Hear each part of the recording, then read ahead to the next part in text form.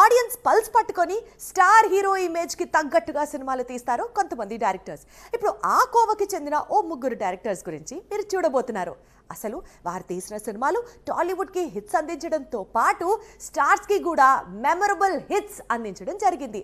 అయితే ఇప్పుడు కాస్త స్లో డౌన్ అయ్యారు, కానీ తిరిగి మళ్ళీ ఇప్పుడు రేసు గుర్రాల్లాగా పరిగెడుతున్నారు. మాస్ డైరెక్టర్స్ లిస్ట్ లో అందులో హరీష్ శంకర్ కూడా ఉంటాడు. అయితే ఒక సినిమా తీసిన వెంటనే మరో సినిమా స్టార్ట్ చేసే హిస్టరీ హరీష్ కు లేదు. ఎప్పుడో తనకు కుదిరినప్పుడు, తాను అనుకున్న హీరోతో డేట్స్ కుదిరినప్పుడు మాత్రమే సినిమాలు తీస్తుంటాడు. గద్దలకొండ గణేష్ తర్వాత లాంగ్ బ్రేక్ తీసుకున్నాడు. మిస్టర్ బచ్చన్ సెట్స్ పై ఉండగానే హరీష్ మరో న్యూ మూవీ లాక్ చేసుకున్నాడు. ఈసారి ఏకంగా మెగాస్టార్ తో మూవీ చేయనున్నాడు.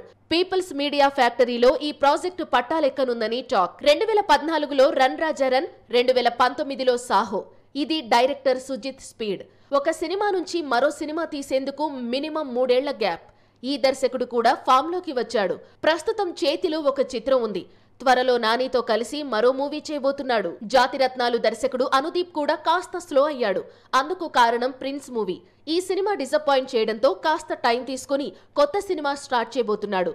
ఈసారి మాస్ రాజా హీరోగా నటిస్తున్నాడు.